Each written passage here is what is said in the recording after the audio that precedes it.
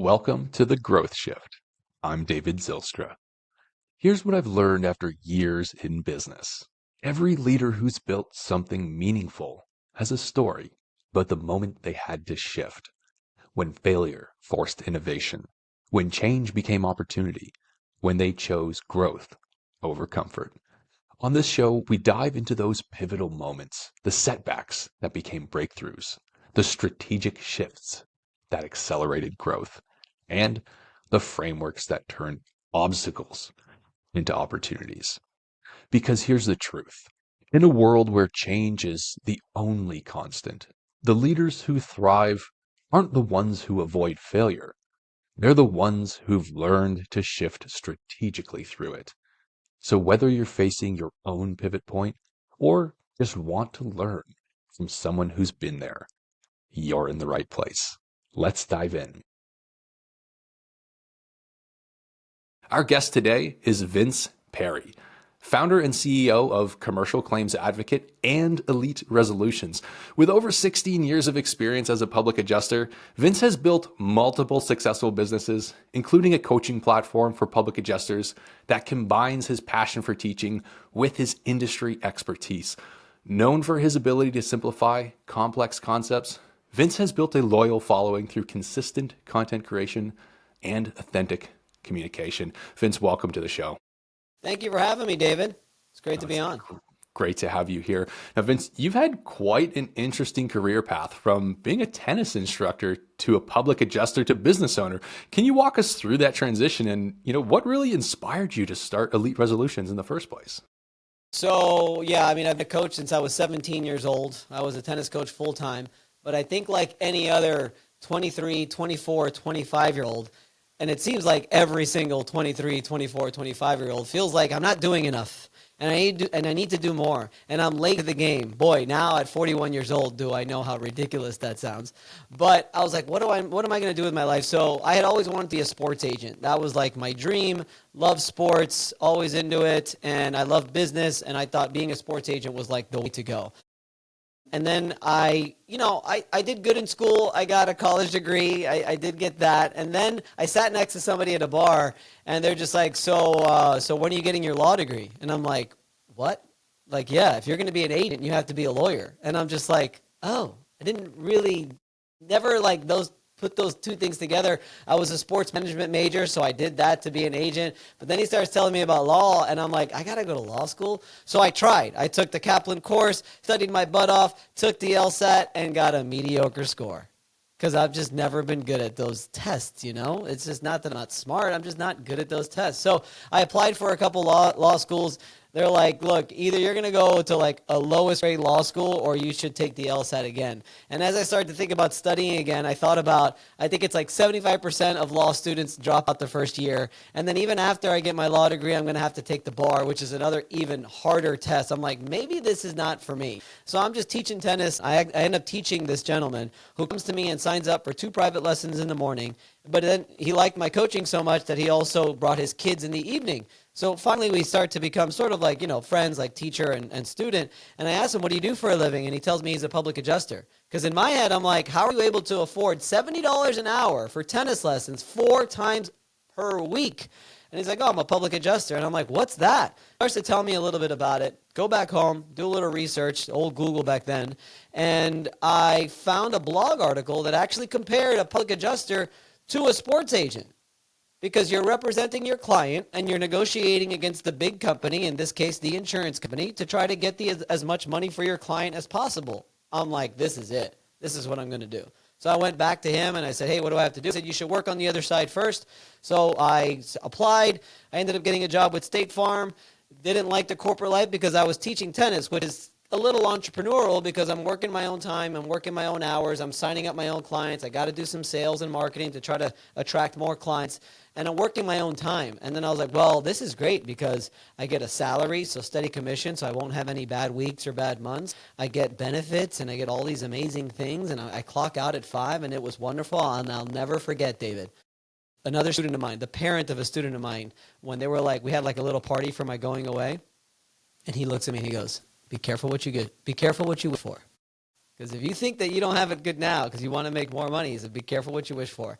And I kept thinking about him after a year working, and it was 2008. Everybody at State Farm used to keep telling us, don't complain, don't bitch and complain. You should feel lucky to have a job because it was the recession at the time. Housing, I mean, everything was just, I think the whole world was affected by it. And I just quit. I called the guy that I was teaching. I'm like, I can't do this anymore. I'm going. Whether you bring me on or not, I'm out of here. I can't do this anymore. And he's like, yeah, come on. So I quit. And literally, David, I put in my 2 weeks resignation. After one day, they're just like, yeah, you can just go. There's no sense in you being here.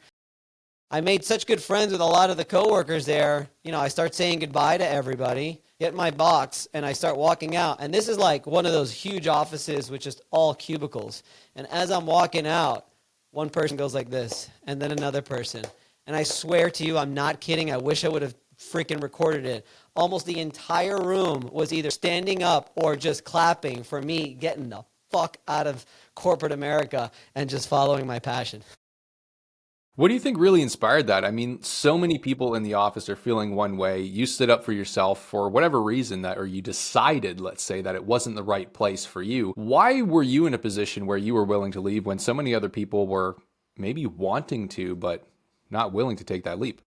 Well, I mean, I think the ability to take risks, I mean, it's something that people have to like do. They have to understand already going into something that if you're going to try to follow some kind of passion or follow some kind of dream, there's always going to be some risk involved. And if you could also try to think that there's also going to be some low moments involved, and just know that if you could at least be somewhat prepared that those things are going to happen, it just at least gives you some understanding that those things are going to happen. But I think it's also very important to plan strategically.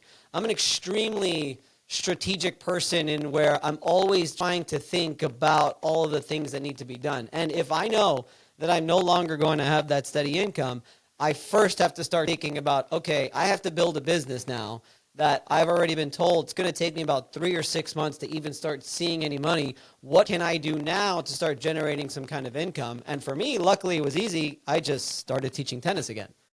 I already had that, so I just called all my clients. I'm like, hey, I'm back.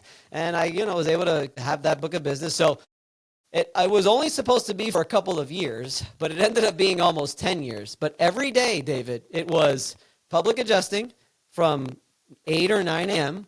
until about 3 p.m.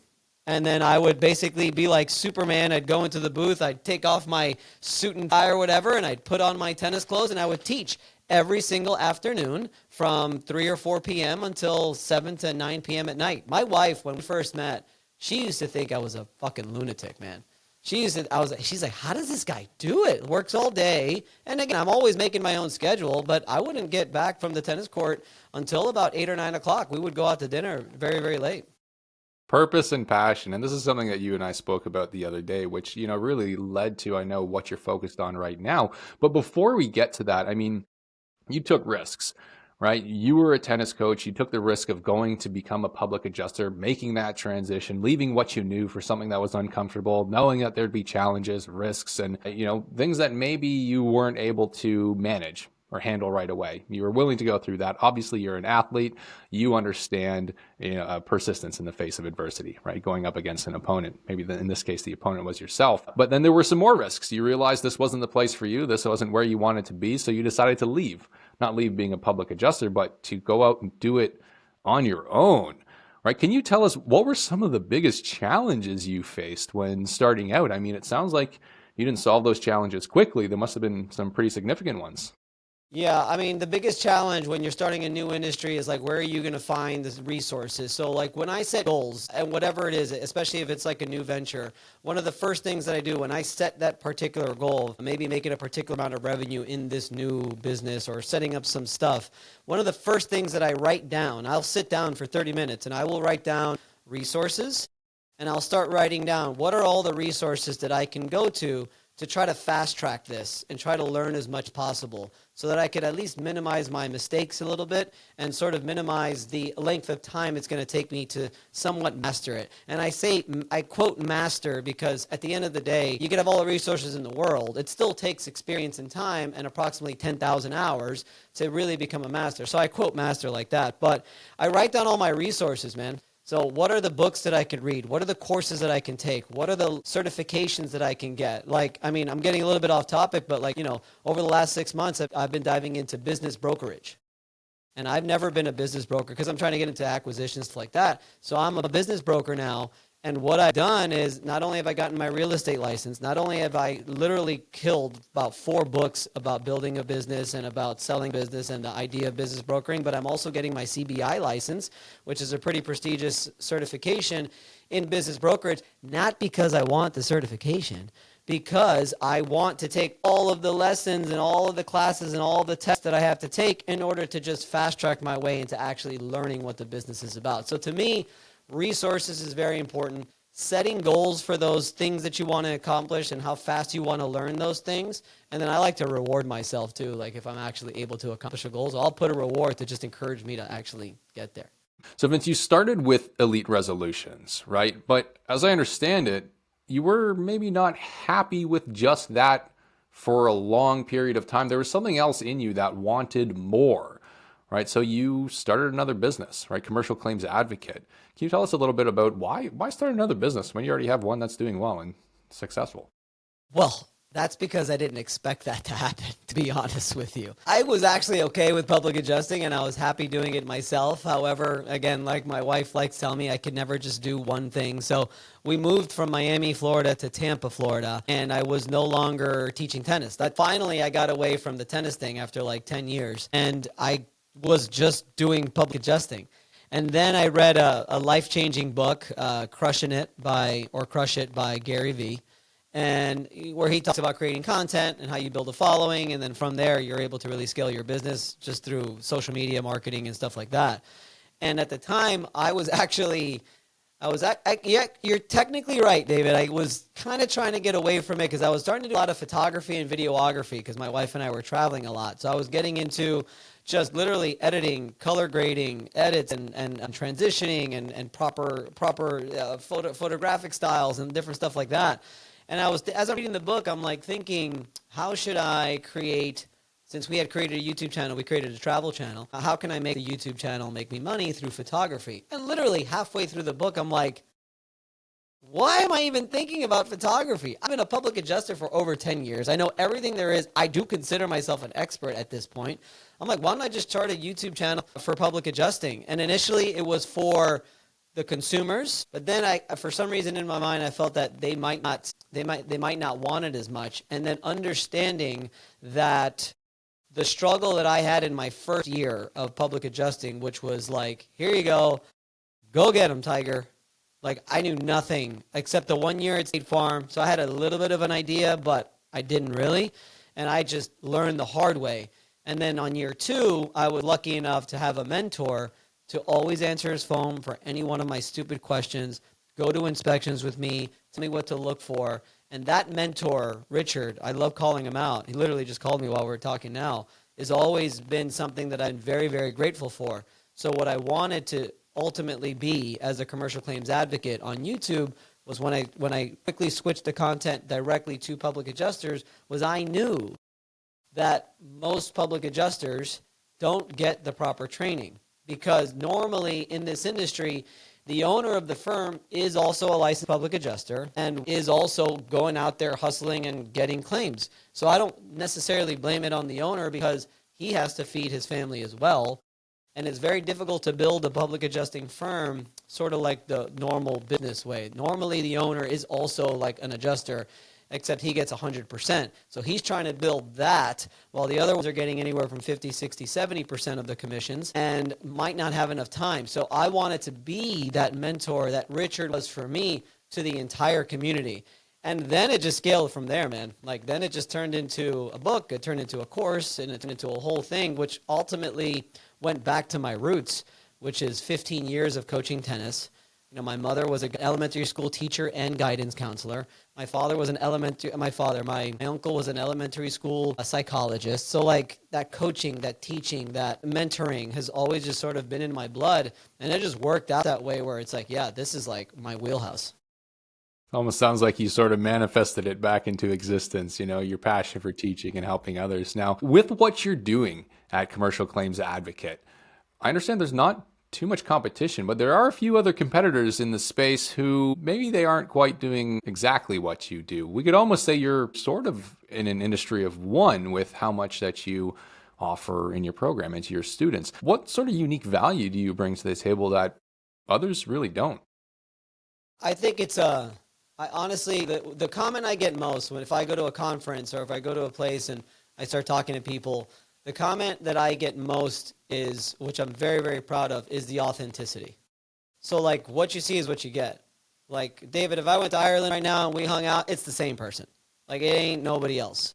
And what I get all the time is just like you just come off as like this trusted person, like you're telling the truth. I made sure that when I started the channel, I didn't know how I would react to bad comments. So I told myself, I am not gonna I'm not going to, I don't want to use the word lie, but I'm not gonna pretend like I know something that I don't. There's a lot of different aspects with public adjusting and insurance claims.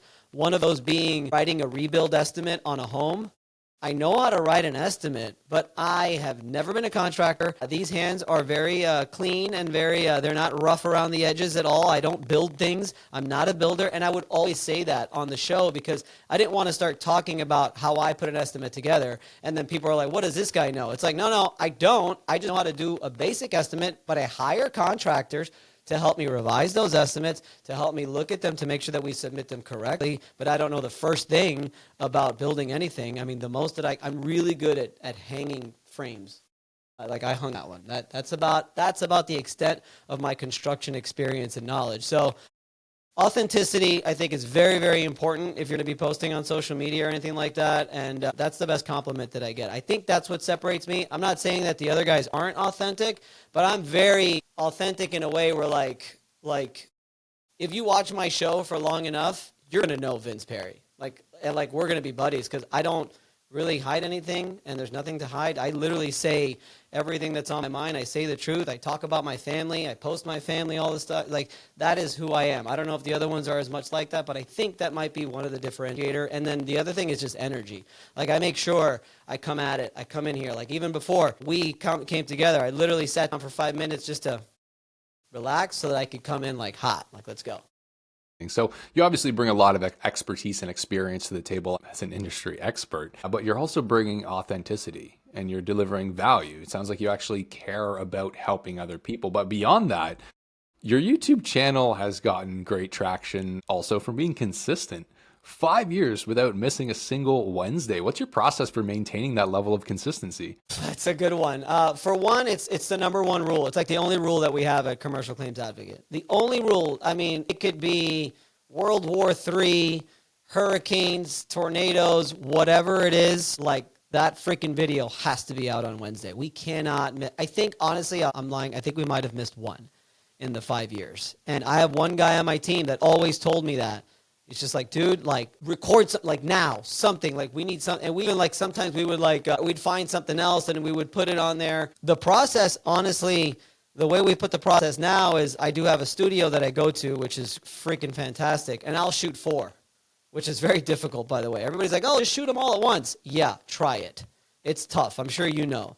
To shoot a show back to back to back and to bring the energy and then, to create the content that you're going to be reading or you're going to be winging it, whatever it is, it's not only tough to create it, but then it's tough to just freaking sit down and do it because I'll tell you, by the 4th one, you're just gassed, But I think it is, at the end of the day, the best way. But for many years, David, it would be, my deadline was always Monday. I would have to at least shoot it by Monday so that the editors could edit it on Tuesday and then post it on Wednesday. Unfortunately, there was not much of a process behind that. But now there definitely is. Our editor has a deadline that by either Monday evening or Tuesday morning, it has to be done so that the other part of the team has the whole day to sort of post it and post it the way it is, get the shorts and do whatever they need to do.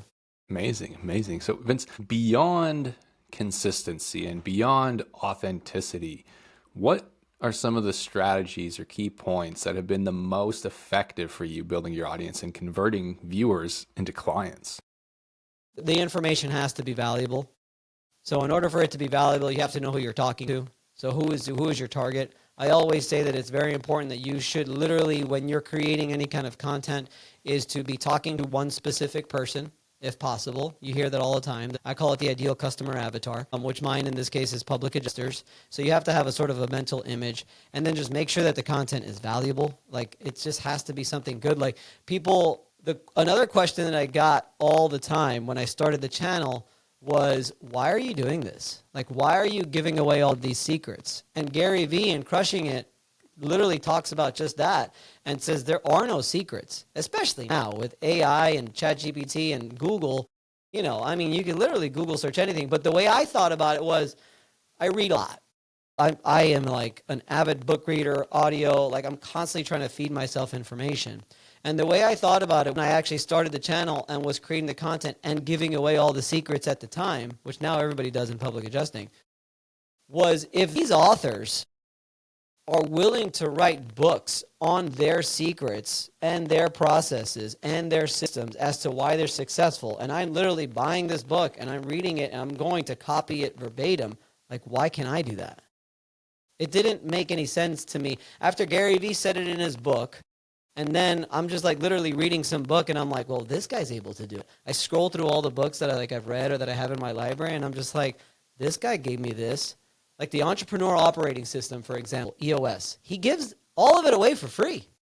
Does he have coaching, and does he have integrators and stuff like that or implementers that go in and implement it? Sure, and that's going to probably make it even better. But he literally has the book, Traction, this big, that gives away the entire Entrepreneur Operating System.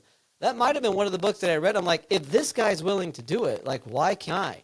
When you give away the secrets, when you give away the most valuable information that even you think are the only person that know, when you give that away, you now become the go-to expert, the go-to person for further questioning, for further coaching, for further mentorship, and that ultimately just makes it, that's what takes you to the next level. And leadership's the same way. Like, I used to always, back in the day when I first became an entrepreneur, when I first became a director, a manager, a leader, I used to honestly hold my team back because I was afraid that they would either take my position or they would leave and go do something else. I didn't want to teach them too much.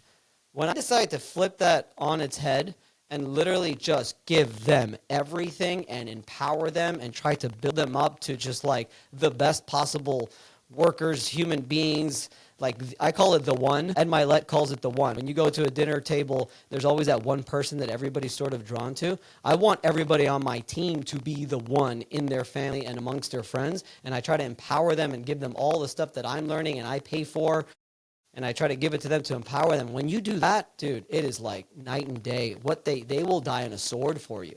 And then the same thing goes for your audience. Same thing. Give them the tools. They'll come to you for everything else.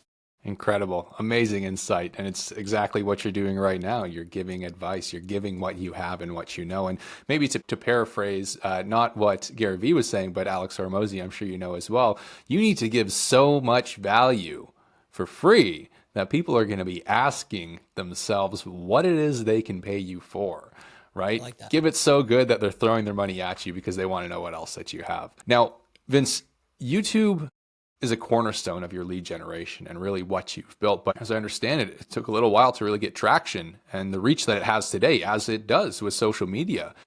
How has your lead generation process evolved as your business has grown? Well, a lot of the leads actually, I would say YouTube is interesting because people can't direct message you on YouTube. So as far as lead generation, it's a little bit more complicated because nobody has YouTube channels. Like, there's a ton of YouTube channels, but when you really think about it, nobody has the guts to even start a YouTube channel. So all these comments that you see are like these people that they just have a Google account and they comment like off that. So there's not really much.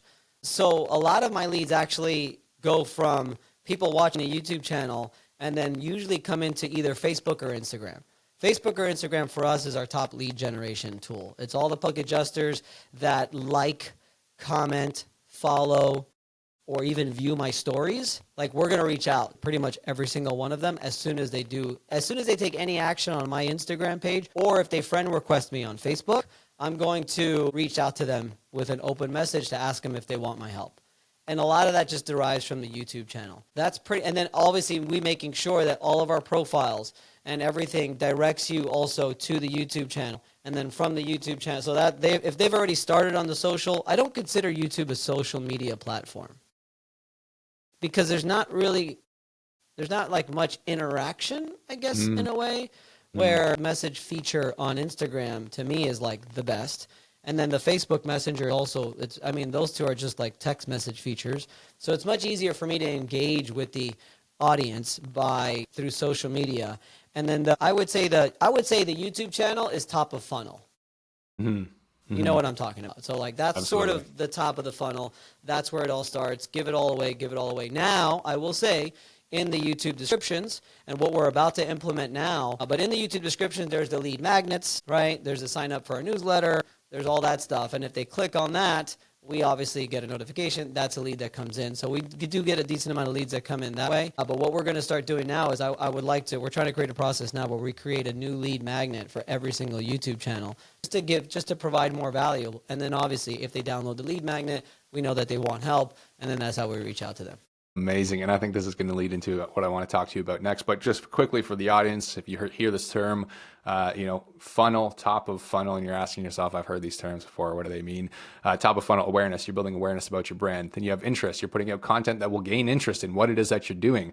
You have the decision after that. You've put out enough value, you've brought in enough attention that your viewers are deciding that you're the person to work with, and you lead them to action, a call to action or a prompt to say, hey, get in touch, let's have a conversation. Now, Vince, you said you're working on creating a specific lead magnet for every YouTube video that you create. I imagine AI is playing a pretty big role in that. Tell us a little bit more about how you're starting to use AI in your businesses. So I just created a project a couple days ago. I think I told you. I just called it Business Strategist. And what I'm using it for that is literally almost as my business coach. So I've got a few projects in there. I've got a few chats in the project, but I've instructed the project. Basically, its role is to be like a top business strategist, entrepreneur who's bought and sold different businesses and scaled different businesses and all these things. As different sort of ideas come about and deals come about, because, one thing I've always found hard, like to sort of, how do I bring people in that will, like some kind of commission structure and stuff like that. So I've been using it a lot lately since we last talked, and just in the last few days, last like 5 or 6 days, literally spitballing and just trying to get ideas and just like, hey, what do you think about this? What do you think about that? Because I'm starting a lot of new things. I got some things that are cooking, and it's really helped me in just being able to just sort of have somebody to bounce my ideas off, then give me ideas in return. I'll literally ask it, what do you think? Give me some ideas. And then it's just like, that's good. I like that. So lately, that's what I've been using it a lot for. But I've got like 6 or 7 GPTs that I've created for different parts of my business that just sort of help me. Like all my YouTube scripts, I have a GPT. I say the title, spits out the YouTube script in the exact format that I want. And then also I do leadership training from my inner team and from my mastermind. I have a certain framework that I like to use. I put the whole framework in there, create the GPT. So now I just give it the topic, and it gives me my entire teaching lesson with all my models that I want to draw as well. Amazing. So you're training AI to really be your personal assistant, but also to be a business strategist, an advisor, maybe a little bit of a digital mentor, we could say as well. Now, this is for yourself, and you've brought yourself pretty far. You have a couple of businesses, you're saving time, you're leveraging that as well. But if we look at the broader insurance industry in general, where do you see the biggest opportunities for AI to start transforming even public adjusting?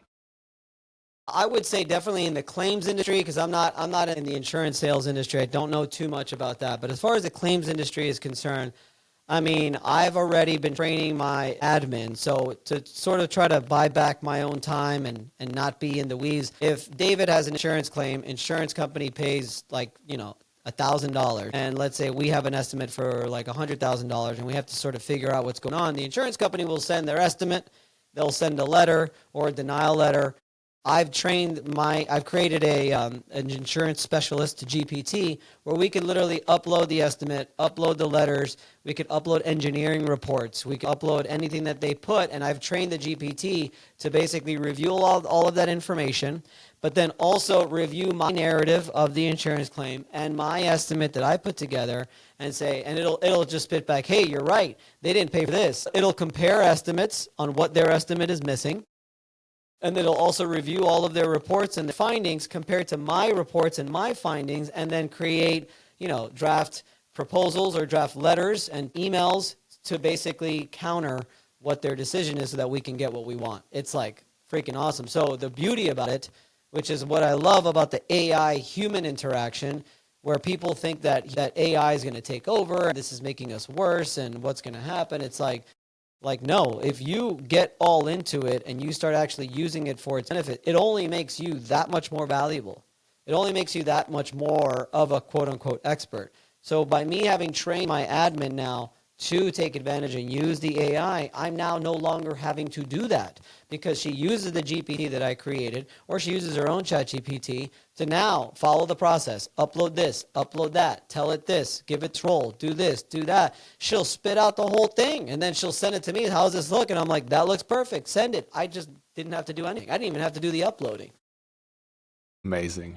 I love it. Vince, a couple more questions here for you quickly. I mean, in terms of AI, you're using it on an individual basis for individual tasks and for getting a great result as well. But looking forwards to the next 6 to 12 months or so, are there any specific AI tools, approaches, or platforms that you're excited to explore or excited for when they start coming out?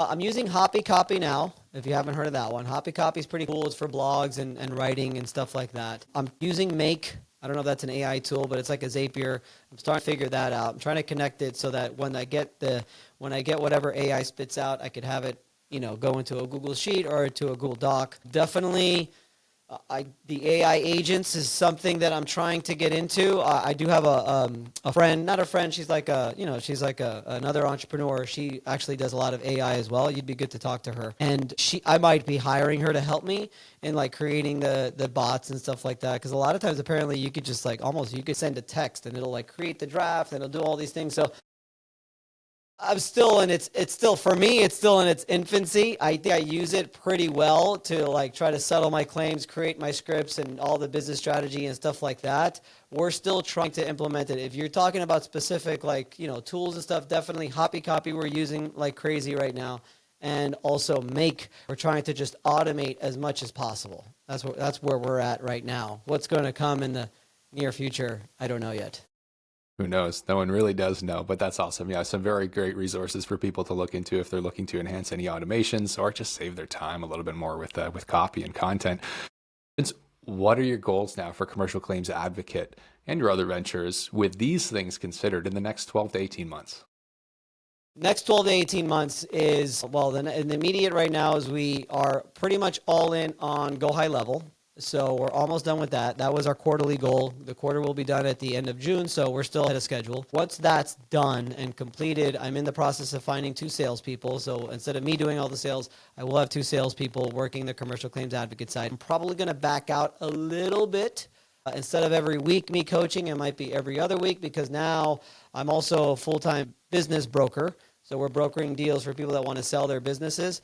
But in order for me to productize the business, which, by the way, I recommend to anybody in your audience, if you have a service-based business, you have to find a way to also productize it. Because a lot of service-based businesses, you have to complete the service first, and then you don't get paid until it's done. Where if you could take a portion of your business that's, say, the most complex, but also the most repeatable, that people really need, you could actually create a product based on that, and people could actually purchase it, and you start generating revenue very quickly. So one of those things could also be some kind of coaching, right? That always exists. So what I'm implementing now is it's probably going to be called Elite Builder or Elite Business Builder. And what we're doing is just for entrepreneurs who want to work less, scale smart, and ultimately cash out their business. I know so much about building businesses, scaling businesses, systems, operations, and marketing and sales, leadership and mindset. And now that I'm doing business brokering, I'm talking to people. I didn't know how many people have been running a business for 5+ years, have barely ever broken the $100,000 mark, are the only employee in their company, or it's them and their spouse. They work long hours. I asked the guy yesterday, David, the business owner of a junk removal company. They basically take the big, large garbage cans and they drop it off, and they help the contractors and stuff throw away junk. And I asked him, I said, I'm trying to figure out what lights him up. I asked him, what's your favorite part of your business, your favorite part of your day? And his answer was coming home. I'm like, that's fucking terrible. Sad. Yeah. And then I talked to a guy today, young kid. I mean, you're a young kid. He's probably, I don't know, early 30s, pressure washing. Only guy that he does all the pressure washing. He does all the booking. He's the only person in the company. And it's been 5 years and he's never broken. He's only once broken over 100K. So he's asking me for coaching now as well. And it's now starting to build into this thing. David, for me, this year has been very much of a year that I'm just sort of like trying to find a new path. And I think honestly, even since our last conversation, like I've even like leaned even harder into this is what I'm going to be doing. So to give you the long answer, I'm sorry, of the 12 months, is I probably won't be working claims as much, like the elite resolutions part. 16 years is a long time. I don't think I'm going to be actually working claims as much. We're going to go hard with the commercial claims advocate and the coaching of the public adjusters to try to help them as much as possible. And then I'm also now going to I'm going to, again, back away. Remember this too, when you're starting a new idea, what we tend to do is we keep stacking new things. Remember, if you stack anything, you should remove stuff. So I'm going to probably remove the claim side and go into the business broker side and the productizing of that part of the business and see if I can scale that. Amazing, Vince. Thank you so much for the time on the show today. Thank you so much for sharing these insights and this advice with the audience as well. For any of our listeners who might like to connect with you to learn more about your work or to maybe even work with you, what would be the best way to reach out? So what I would like to do, if it's possible, is if my Instagram is Vince Perri Official. It's at Vince Perri Official. If anyone from your show just literally sends me a direct message and the name of your show is Echelon, if somebody would just literally direct message me, Echelon, I will basically send them a breakdown and an entire just like literally A to Z on how to properly sort of systemize your business to sort of have it pretty much ready right then and there to ultimately either go to the next level or like scale it. It's like a checklist that I've put together that people could just download, very, very simple, and they'll be able to just take that and just see if they've got it all under wraps and if it's going on the right track or not, so that they could maybe even think about, like at the end of the day, we may not all want to sell our business. Maybe we want to hand it down to our kids. That's great. But if you could build a business to sell, you're now building a machine that isn't going to need a lot of your time. And there's like a select amount of things, like a checklist that I've created, that if you could check all these things off the box, you're like on the right track to really having a valuable company. Thank you for joining the show today. The listeners, thank you for tuning into the podcast. As always, I hope this episode has brought you valuable insight, knowledge, and inspiration. If it did, please would you show your support by dropping us a like on this video and subscribing to the channel. Until next time, we're signing off. And that's a wrap on another episode of The Growth Shift. If this conversation sparked something for you, whether it's a new perspective on failure, a strategy you want to try, or just the reminder that every setback can become a setup for something bigger, hit that subscribe button and share this with someone who needs to hear it. Remember, the leaders who thrive aren't the ones who avoid change. They're the ones who shift strategically through it. If you're ready to build the systems that help you grow without the chaos, head over to valentix.io. We help businesses like yours scale smarter, not harder. I'm David Zylstra, and I'll see you in the